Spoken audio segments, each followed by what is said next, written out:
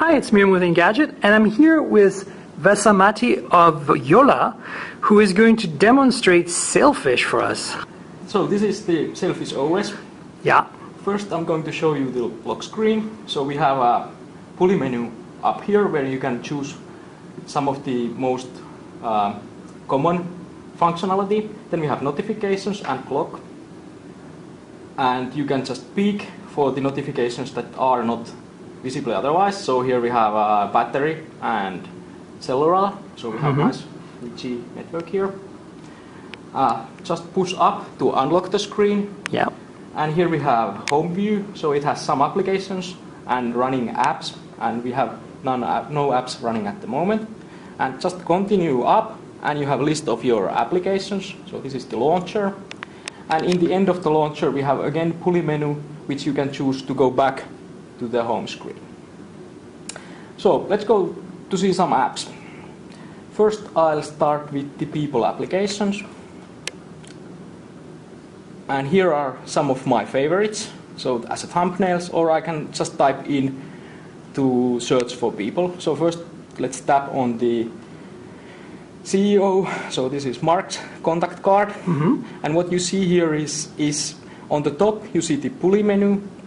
And it works so that you can just grab anywhere and pull down. And it selects an item from the menu.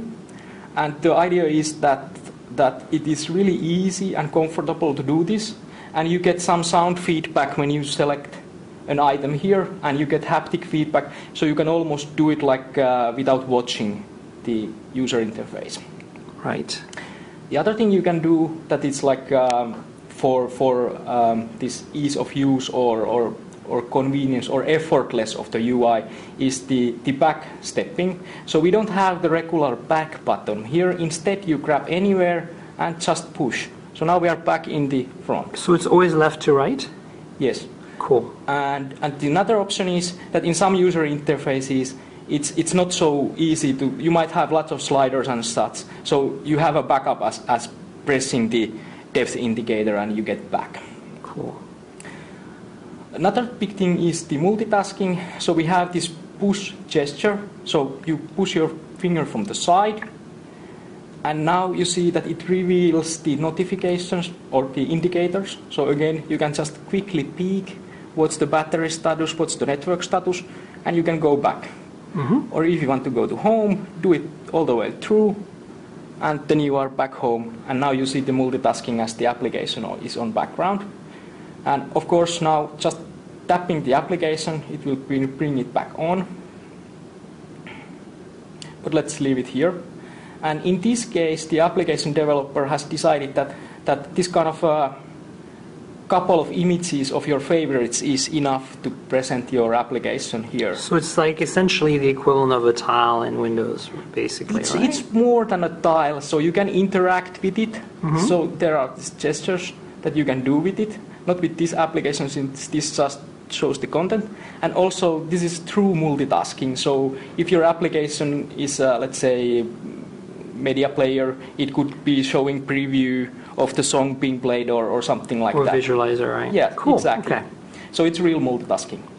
Let's actually show the media player. So it opens up. There are various things you can do. Let's see the songs. And let's play something. Well, it's quite quiet on this device, but so what you're showing us right now, these apps, are they basically the kind of apps, are they just demos, or are they actually the apps we're going to be bundled with the OS when it launches and later next year? These are the apps these are real apps, and of course there will be some changes based on things that we haven't implemented yet or UI changes come, but essentially this is the UI concept we have.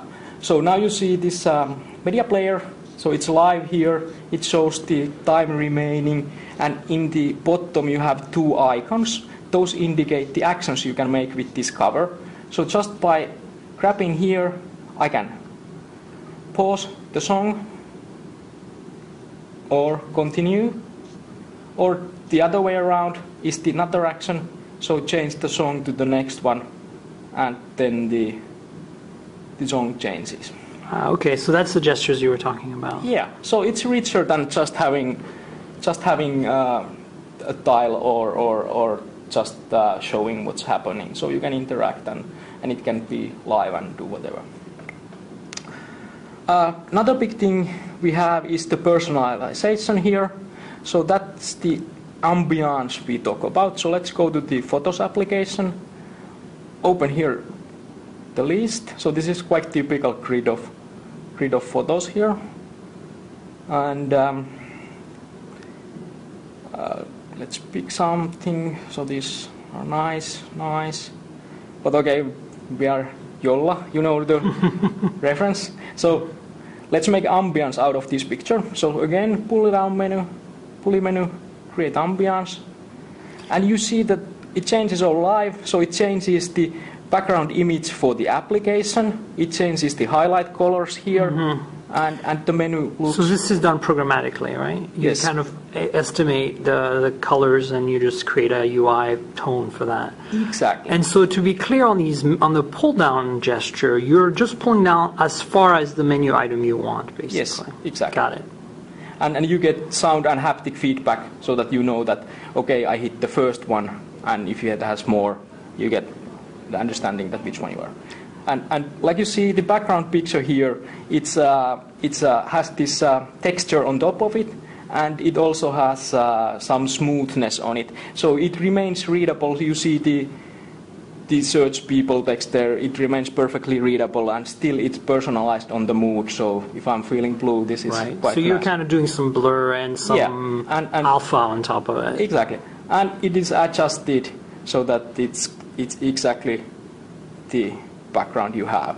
And the background lives here, so it moves a little bit when I go so back it's kind of interesting, and you're dynamically changing basically the overlay of your background based on the UI's context, which is kind of a new thing, right?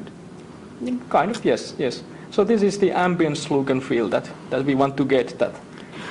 Well, okay. Well, thank you so much for showing us this. You're running this right now on an N950 developer device, which used to be the Migo developer device from Nokia. Obviously, this is what you're supporting right now for developers, correct? And you will be having some actual devices sometime next year. So I just want to make that clear for our readers, obviously. So we use this device as demonstration, so we are not providing this image for third parties. Right, not yet. So it's purely demonstration right now, and no developers have access to it yet. Yes, but the underlying open source technologies are already available. And Got it. Because I did see you release something, and I wasn't quite sure. Yeah. All right, well, thanks for clarifying. I really appreciate your time. Okay. Thanks again. Thanks.